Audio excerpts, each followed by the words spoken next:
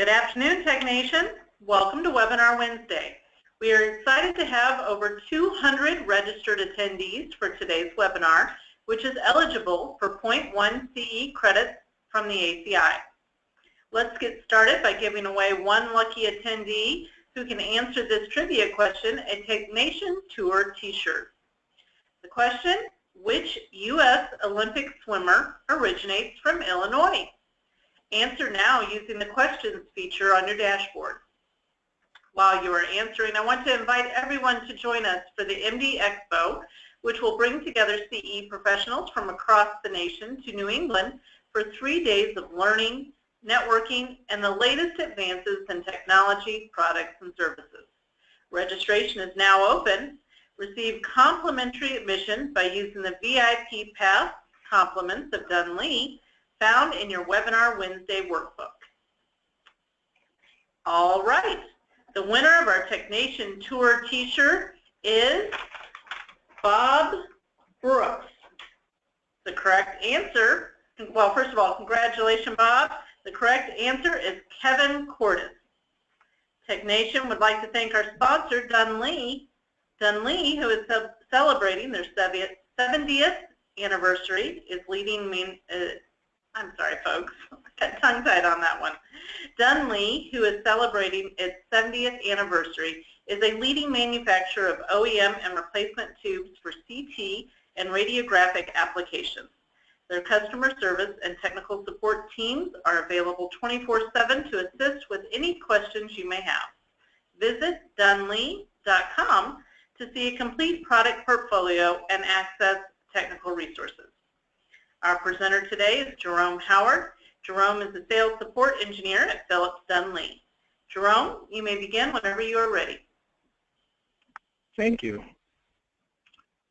Hello, everyone. I'm the sales support engineer here at Dunley. I have 19 years of experience in the industry, and today we're going to talk about CT best practices and more. I am going to start with the more portion of the webinar title, and we're going to go into the failure modes of X-ray and CT tubes. These are the most common failure modes that you would see with your tubes, and I'll talk a little bit about each of these failure modes throughout the presentation. So first, I'd like to start with arcing. Arcing can take place anywhere inside of the high voltage chain of your CT or X-ray system. You can have excessive filament wear, which means that there was a large amount of power going through the filament and causing the filament to evaporate more quickly than what is what the tube is designed for. So some of the causes that can create this type of situation would be improper calibrations, faulty equipment, and things like that, anything that would cause the filament to get more current than it's supposed to have for a particular protocol. So what actually happens is the tungsten boils away from the filament, and those metal particles from the filament start to coat the inside of the insert. So the picture that's on the screen there shows you the different inserts that are inside of an X-ray tube. Some could be glass, some could be metal, but they are all under vacuum. So when you have the filament to get excessive wear and tear, what happens is the metal from the filament starts to be inside of that vacuum and starts to contaminate that vacuum, and that can lead to arcing between the anode and the cathode. Also, you could have focal track damage or erosion of the focal track at the surface of the target due to too much power going through the filament as well, where you are actually burning off excess metal from the surface of the target, which also contaminates that vacuum and could lead to arcing.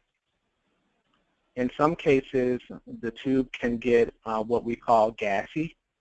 And what happens is if a tube has been sitting idle for a while and you turn on your system, you may not be able to reach the higher kVs than you normally would be, and that could be to outgassing that is taking place inside of the insert.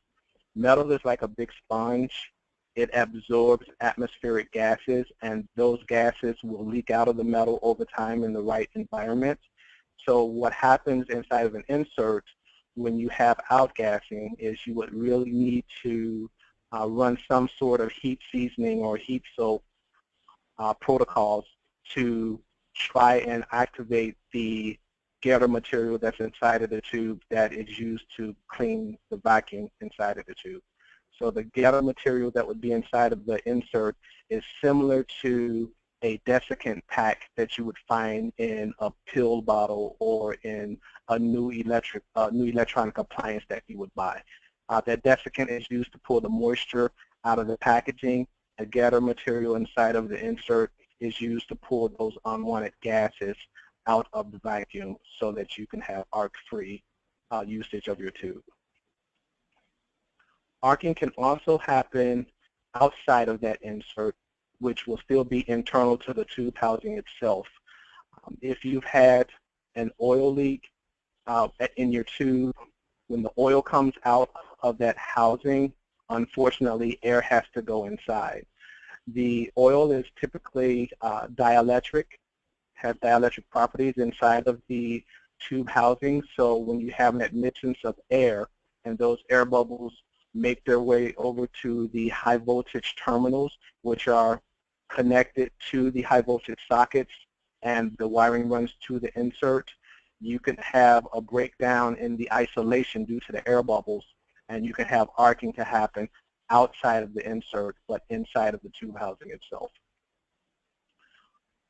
Arcing can also happen inside of the high voltage sockets, whether the high voltage sockets are on the tube or on the cathode tank or anode tank or some of the other components.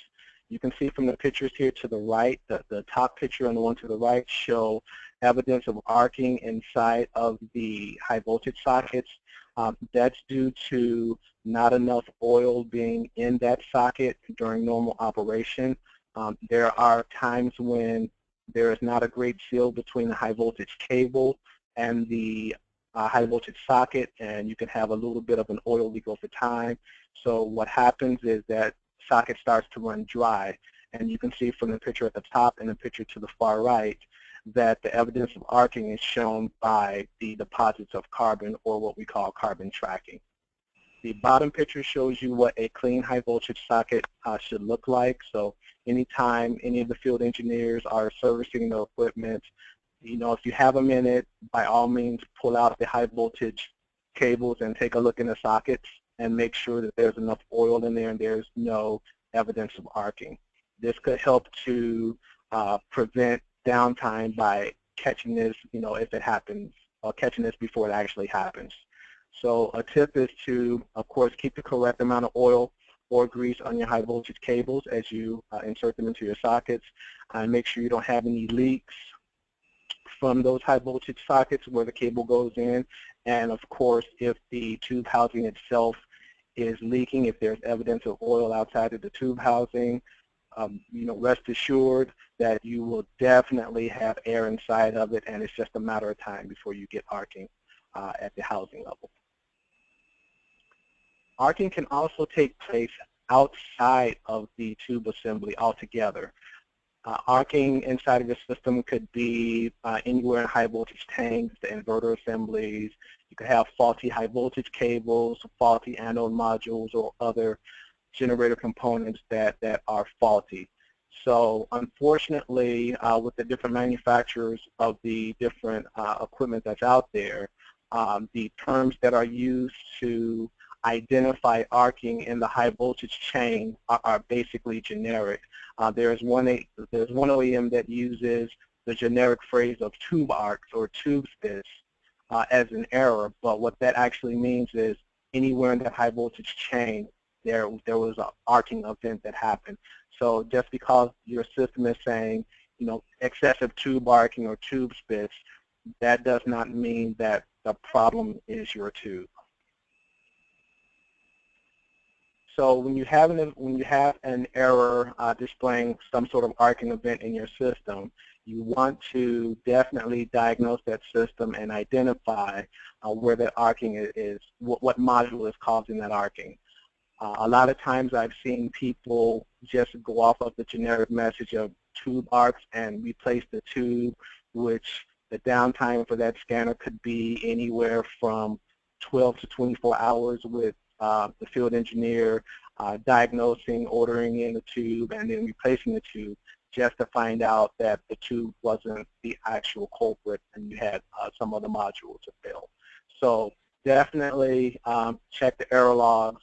Use any of the troubleshooting guides from the OEMs in their respective service manuals to try and nail down exactly what component is arcing.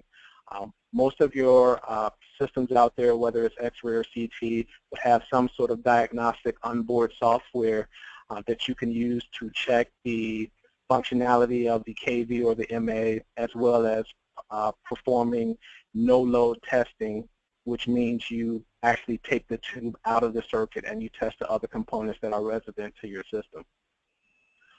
Some of the other OEMs use things like generator oscillator software protocols to use to do diagnostics, as well as HVC tube testing. So depending on your manufacturer of your scanner, these software tools would be available to you to use to troubleshoot where your arcing is actually occurring.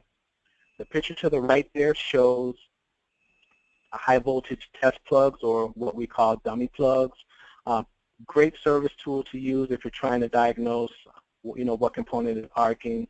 When you remove the tube from the system, or when you isolate the tube from the system by disconnecting the high voltage cables from the generator, it would be great to use these dummy plugs to plug these guys into the generator, and that will allow you to do static testing against the generator and other components outside of the tube.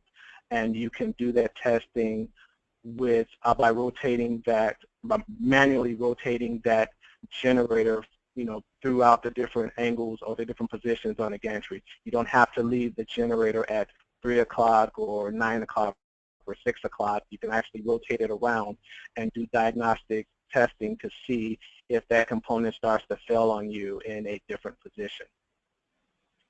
Also, when trying to diagnose arcing, you want to isolate your system or divide and conquer. You have the system components versus the tube. You have the anode chain versus the cathode chain. So some of your diagnostic software will allow you to split the system in half and troubleshoot half of the system to see if you can properly isolate your arcing. Moving on to another common failure mode of X-ray tubes would be track damage. That's damage to the face of the target, as you can see in the picture to the right. You have that one band going around the surface of that target, and it looks like you have a bunch of fine cracks. That's due to the target getting too much energy in one location from the actual focal spot. So what happens is the target could possibly be rotating too slowly, and if it's rotating too slowly, if there's not enough speed there to dissipate the amount of heat that's striking the surface of that target to create an X-ray photon. So definitely check your electronics on your rotor controller to make sure that it's functioning like it's supposed to be. Another cause for this type of failure could be worn or damaged bearings. Unfortunately, that's a mechanical issue. There isn't much that the end user can do if such a situation occurs with worn or damaged bearings. The overdriving the tube current, what that is when there's too much current going to the filament to create a certain amount of tube current, which would be the tube MA. That's the intensity of what I call that lightning strike coming from the filament to the target to create that X-ray photon. So if you have an overdriving condition, that could be related to a bad calibration or protocol or techniques not properly set up in the system. And also in X-ray systems, you could have an improper tube selected for the tube that was installed. So if you're installing, say, an MX100 into a system and you may select, Toshiba or whatever number tube instead of the correct tube that you're putting in, you can also create this type of overdriving situation where there's damage to the target and or the filament of the system. Moving on to filament issues, you can have the same type of failures where you're having damage to your filament due to improper or no calibrations when you install a new tube. Filaments are very fragile. They are designed to handle a certain range of current, but the way it starts out is when you first put a new tube into a system, there is an initial value of current that should be fed to that filament. So we call that the default value for that filament for the system. So anytime a tube is being installed in a system, you want to take care to reset that filament current to the default value and build your calibration from that default value. What happens over time is once you install a tube brand new, say you install it today, and you follow the OEM procedures to install that tube, you will set the filament value back to its default value. So let's just say it takes 5 amps across the filament to get you 100 mA of tube current. Now, over time, and depending on the type of system you have, if it has an automatic aging algorithm or just over PMs, you make adjustments for the output of the tube. A year later, on that same filament, to get the same 100 mA out of the tube, it may take 6 amps going across the filament. And say that consecutive year, year 3, it may take, let's just say, 7 amps to get the same 100 mA out of the tube. And this is due to the filament getting thinner over time. So eventually, that tube is going to reach the end of its life. And let's just say it's 4 years in. That tube dies, and a field engineer is replacing that tube with a new tube. If that default filament value isn't reset back to its default value of, say, 5 amps in this example, as soon as you connect the tube and try to take any exposures, you're starting out with 7 amps of current going across that filament. That creates an overdriving event which will prematurely burn out that filament. Even though a filament calibration is being done, the filament calibration steps the current down slowly. It doesn't step it down far enough and fast enough to prevent any filament damage. So it's important to properly reset the filament values on any of your X-ray or CT equipment before you install the tube, and that information would definitely be in the service manuals.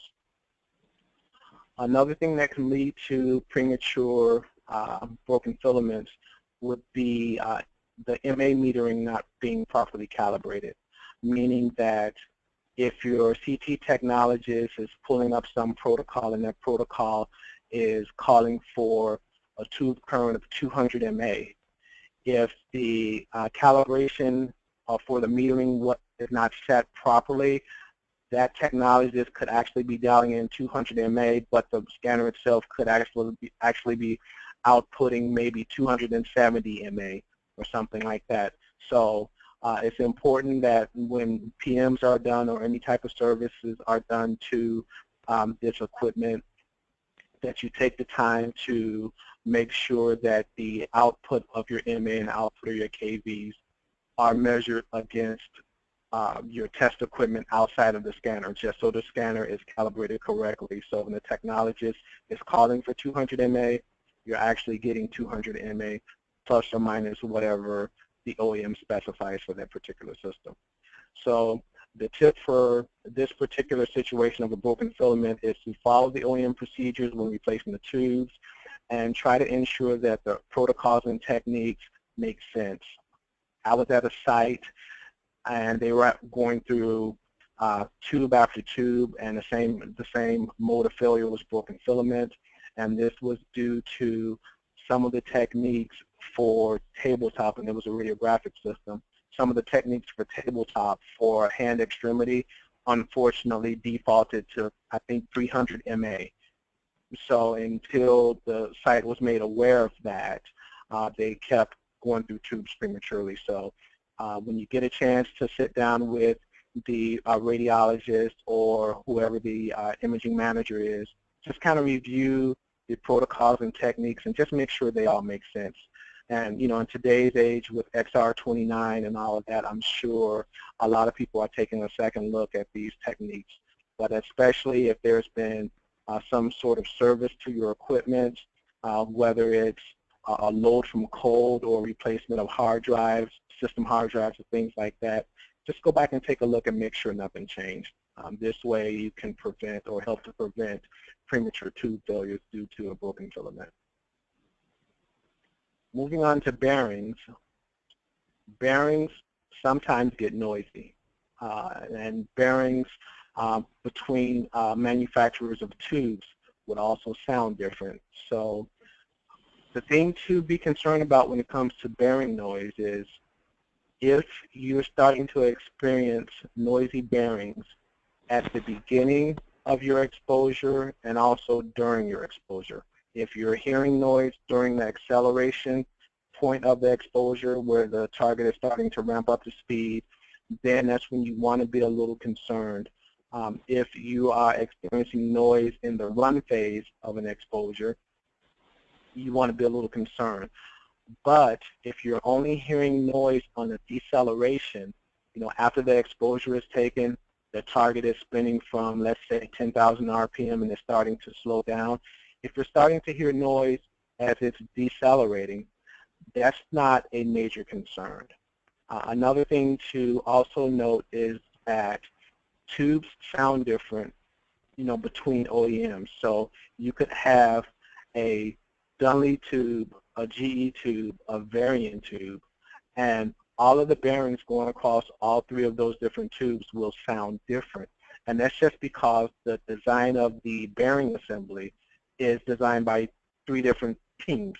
So you don't have the exact same bearing design going across different manufacturers. So you're going to hear a difference in sound of these bearings as it's ramping up or ramping down.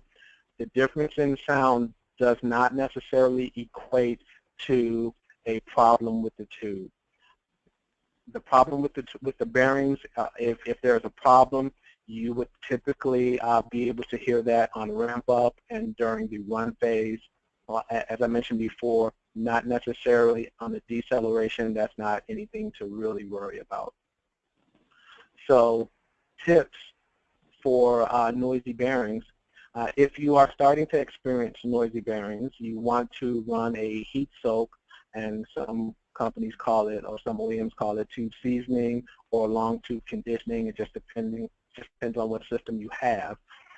This is one of the service tools that you'll be able to use to quiet the tube down. So what happens when the bearings are noisy, if the bearings are mechanically okay, there's a coating on the bearings. It could be a lead coating or a silver coating, and sometimes that coating gets a little displaced on the ball bearings and you end up with a rough sounding bearing.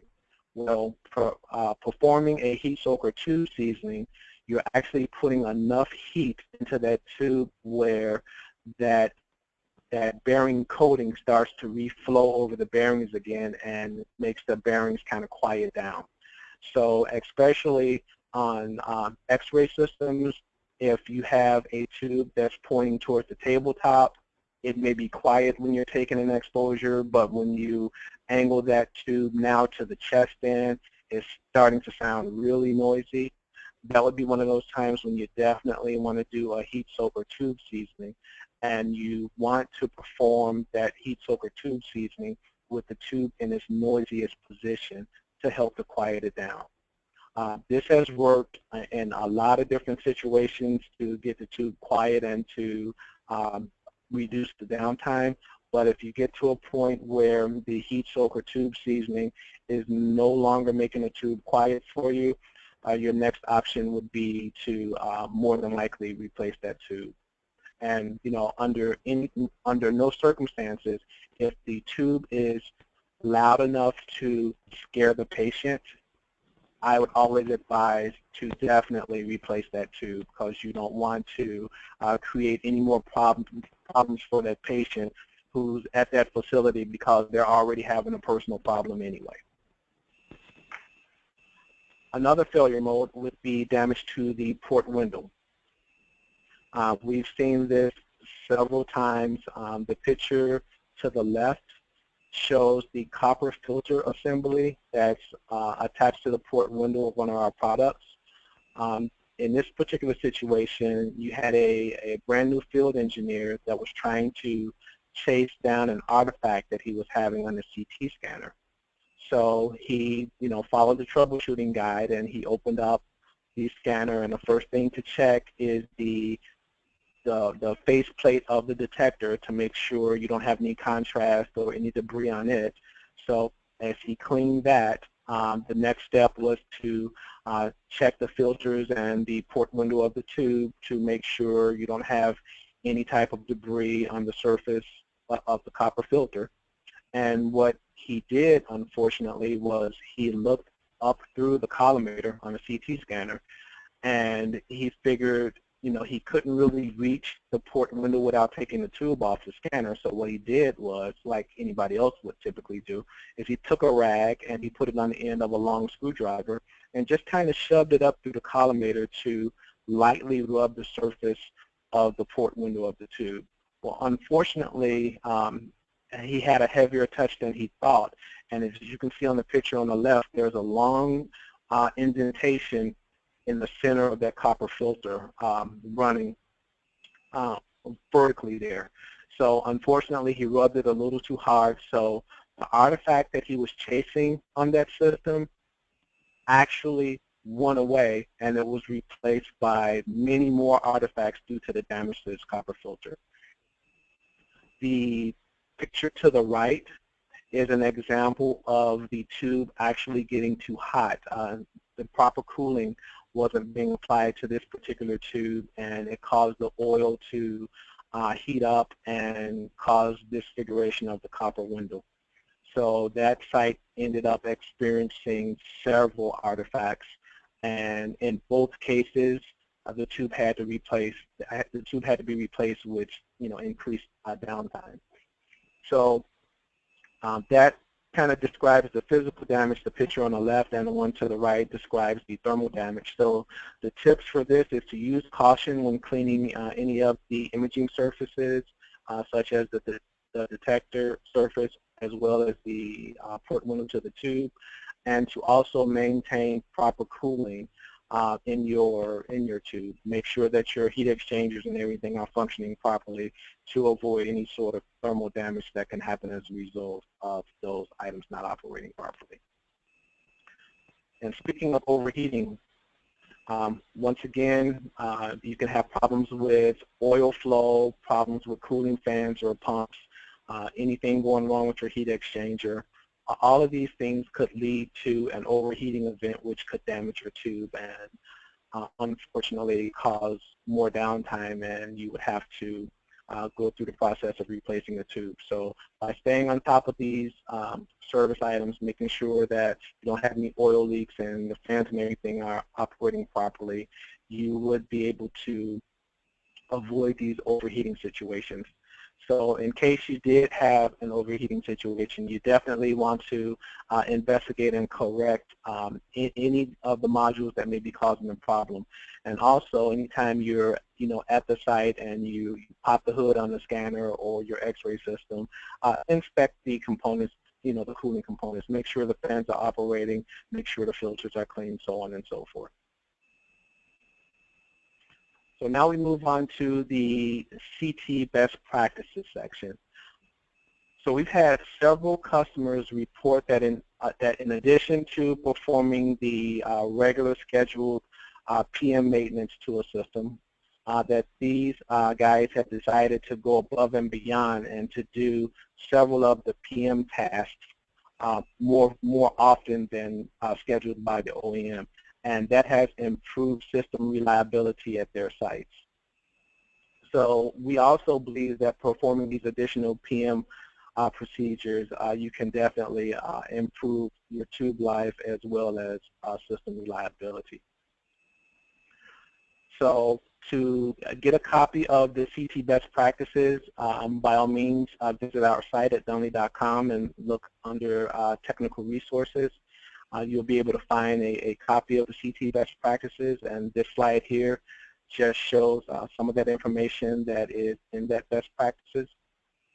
And it shows the different service items that are done and how frequent these items are done. So one of those items would be making sure that the detector plenum filter or any of your filters on the side of your detector assembly are clear. You want to make sure that you don't have a buildup of dust and debris on any of the fans or any of the filters like you see in the picture to the right there. There's a nice little sweater on the input of that fan to that detector assembly. So the fans are there for a reason. They're there to keep your electronic modules cool and within a certain temperature. The fans cannot be effective or efficient in doing that if the import to the fan is blocked.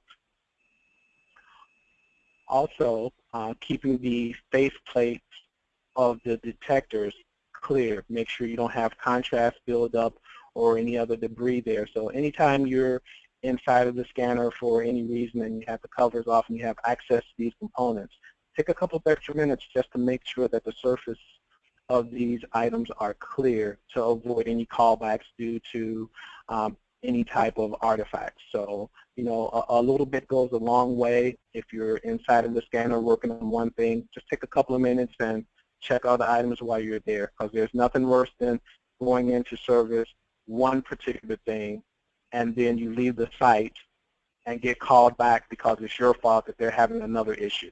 So while you're there, just take the time out to wipe down the surfaces and make sure there's no debris or anything that could lead to extended downtime. Once again, going back to filters, you have other filters on your system. You want to make sure they're clean. Once again, the picture to the right shows a sweater growing on top of that filter there. So there's little to no airflow, which leads to a heat buildup. And you know, we all know that you want to keep filters and fans clean so that you get proper airflow across your equipment. And here we are with the cover fans. Same scenario, keeping the input to the fans clear of any obstructions as well as any buildup of dust. You know, it goes a long way. The cooler you can keep your system, the more reliable your system is going to be. Slip ring and brush maintenance. Your slip rings and your brushes is an area where there is a huge carbon buildup just from the brushes making contact with the brass rings on these slip rings. As the scanner rotates, there's a constant grinding of the brushes against the rings, and fine carbon dust will come loose from these brushes and start to deposit, you know, all over portions of the slip rings and the gantry. So whenever you're in there, you know, use the proper PPE and make sure you're doing your due diligence and getting rid of all of that additional carbon, you know, in order to prevent any arc over events that would lead to extended downtime while repairs are made. So if for some reason you're servicing something on the slip ring side of the gantry and you have the covers off anyway, by all means, take the additional 15, 20 minutes and clean up the area. You know, it can go a long way in prevention. Heat exchangers, same scenario. Keep the inputs clean, keep the dust and everything away. Your heat exchangers are there to keep the proper cooling needed for your system. If your heat exchangers can't exchange the heat, then you can end up with some thermal damage to your system, which creates more downtime. The picture to the right here shows a heat exchanger that wasn't properly maintained. The filters and the fans were removed, and we can see that there are heavy deposits of dust inside of this heat exchanger, which renders the heat exchanger much less efficient in cooling, which could definitely lead to tube thermal damage. Now here we have a flow meter, which is used to measure the flow of the oil on these scanners that are listed here. The oil flow needs to be at 4 gallons per minute or higher to help keep the tube as cool as can be. If for any reason that flow is less than 4 gallons per minute, that could be disastrous to the tube and create thermal damage like we've seen in earlier slides where you have the thermal damage to the port window. So on these particular systems, it is wise to occasionally check the flow rate of the cooling oil just to make sure that the system is cooling properly. So we have a few takeaways. The summary for this webinar is as long as you're understanding the failure modes and what can be done to prevent some of these failure modes would definitely reduce your downtime. The bearings from OEM to OEM to OEM are designed differently in your tube, so just because your tubes sound different from one tube to the other doesn't necessarily mean that there's something wrong with the tube. Also, keeping filters clean and keeping fans operational goes a long way, as well as proper calibrations and additional PM tasks.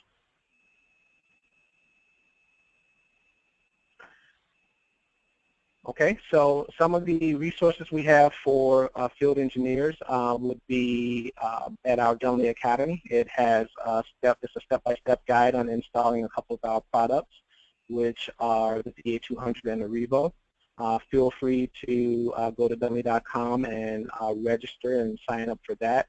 That will give you online access to the procedures and a couple of shortcuts and videos, so on and so forth, to help you with installing these particular products, as well as downloading our Dunley app, which would also have the Dunley Academy inside of it. Now, some of you may have downloaded the Dunley app in the past, but I have it taken offline for probably a few more weeks because we're making some upgrades to it.